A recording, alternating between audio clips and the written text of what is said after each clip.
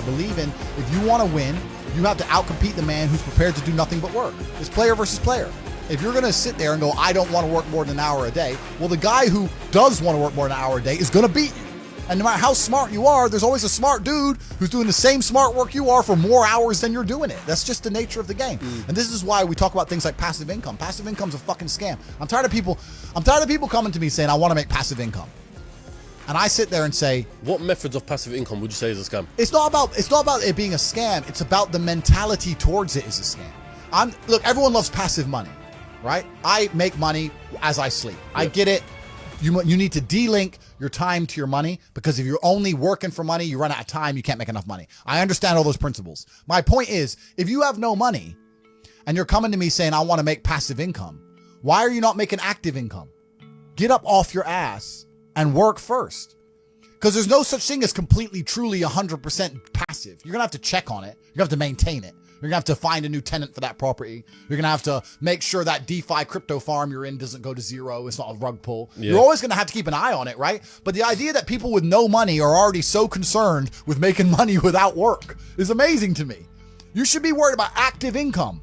If you show me, if I'm a brokey and you show me how to make $1,000 an hour, I don't sit there and go, okay, but how can I make that passive? I go, cool, I'm making $18,000 a day because I'm going to work. Dude, you don't need to worry about passive income until you have no more time. But I really try and curate my reality very, very carefully, because it's actually one of the things that's amazing to me. I said this the other day. Everybody understands that you're the sum of the 5 people you spend the most time with. Everybody understands that.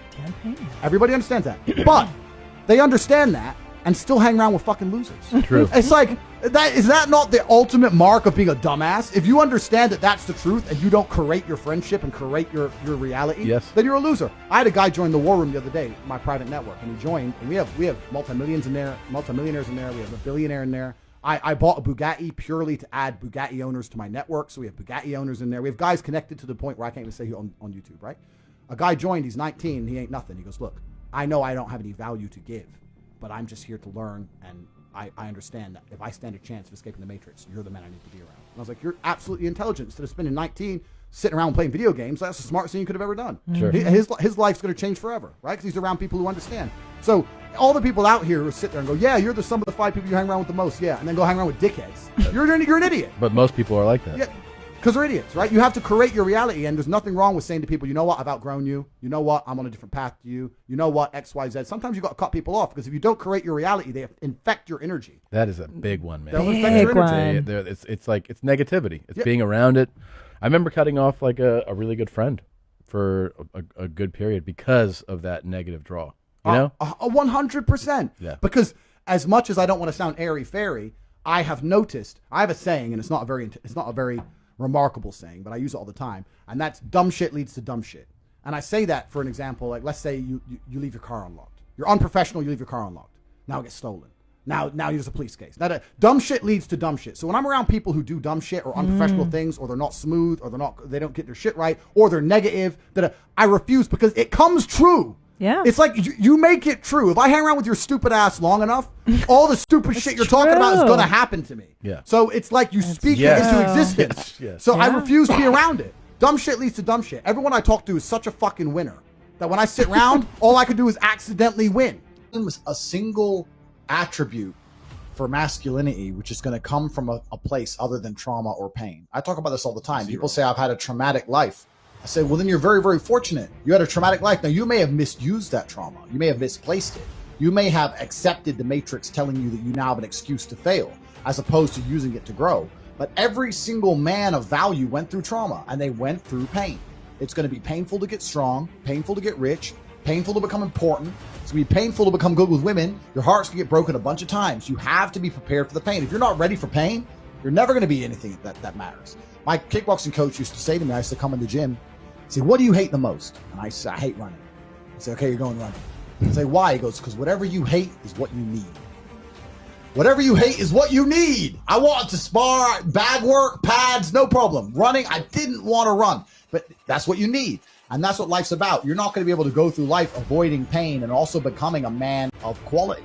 You need to find something you're afraid of, find something that could hurt you, and go do it. Smart work or intelligent work is something that most people use to hide and disguise their laziness. And I'll tell you why. Because if you're not a lazy individual, the first thing you do is you dedicate your entire life to work. Like I just said, every bitch I fuck is work. Every gym session I go to is work. Every car I drive is work. I'll film it. I'll use it. Whatever it is. Every single thing I do inside of my existence is work. Once I've used all of my human time, every single waking second of every single day, and I now have a pile of work I can no longer complete, then I look to streamline. Then I go, okay, I've been awake for 17 hours and my work isn't finished. I need to find a more efficient way to get my work done. That's when you start being smart and efficient. But until all of your time is used, smart and efficient is a disguise for laziness. It's bollocks, right? Fuck that off. You don't need to be smart or efficient. You need to fucking work. It's hard to say I'm working my ass off for X and it's made my life worse. You know, you're not doing anything and you're asking the question, hoping I'm going to give you some magical answer that's going to allow you to be motivated forever. But motivation isn't real. Everyone says this. Motivation is not real. Discipline's real.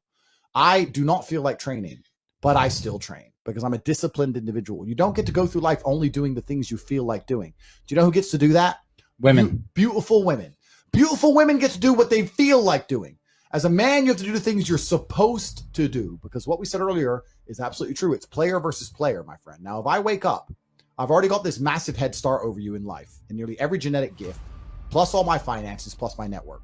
And I wake up and I decide, even though I don't feel like working, I'm going to work my ass off. And you wake up way down there, a peon, and you can't be bothered to work. What chance do you have against men like us?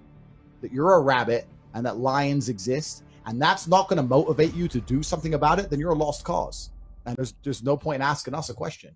You know exactly what you need to do. If you want to stay killable, then stay killable. But I can't live that way. I would refuse to live that way. It's a disgrace to my bloodline. It's a disgrace to my parents who struggled to raise me for me to be anything other than the best version of myself. And this is the true height of the slave mind. If you can convince somebody to have a strong emotional reaction about a subject they don't even understand, imagine the level of slave these people are. Imagine if every time you saw the color red, you just lost your mind. You're a slave. You're controlled. And all the people who dislike me, because none of them can even tell you why, are slaves to the matrix. They belong to the machines. They've had all of their morality and all of their own thoughts completely and utterly erased. They've installed the new program. First it was or whatever it was. Now it's Andrew, Slava Ukraine, goes on and on, whatever the new fucking story is. Andrew's the enemy right now.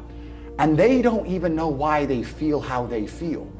And there's a large percentage of the population walking through Earth now with opinions that they will fight to the death for, and they don't even know where it came from. And they don't even know why they believe it.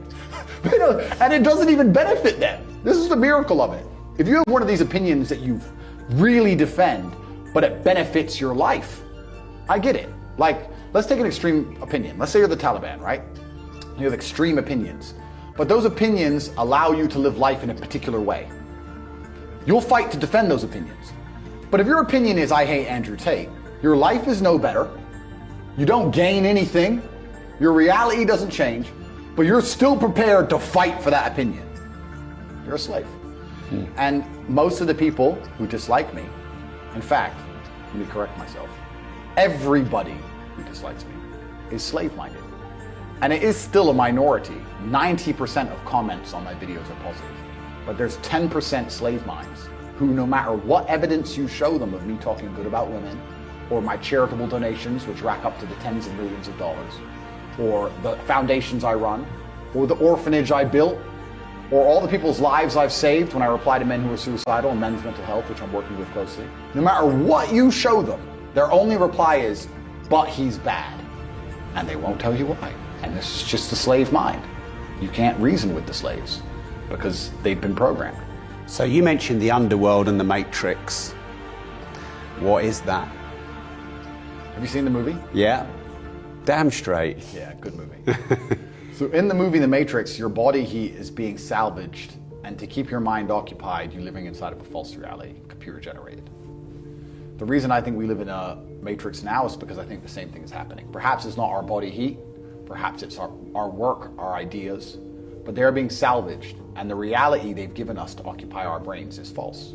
We don't live in the real world. We are living in a reality where we're told stories and narratives that aren't true, where they try very hard to distract us with garbage. Rihanna, I have nothing against Rihanna. Like, I don't know her. But when I see a concert and I see hundreds of thousands of peons standing amongst peons. What are they? Peons is the people who go to these concerts. Right. Peon means peasant. Standing, This is an education in language. no, but they are peasants because they're acting in a peasant way. They're acting like peasants. Hundreds of thousands of people in a crowd, looking up at somebody like they're God, jumping up and down for hours on end. You're a peasant. You're a peasant, and your life's shit, and you have no achievements, no money. You're depressed, but you're distracted. They've distracted you with this idol, whoever it happens to be. Put them there, and the peasant's like, yeah. And then they go home, and they're told something by the news. Let's make up a completely false scenario. Be afraid of the common cold. Okay, and then anyone who comes back and says, why are we afraid of the common cold? They delete their point of view. They shut them up to create a false reality. So people are living a life where they're working a job, they're being enslaved by the machines for their tasks, but their mind is distracted by garbage and only fed a fake story, and they're living inside of a computer-generated simulation. They're living inside of a world that is not real. They don't live in a real world. A lot of people live inside of the Matrix completely, especially the people who dislike it.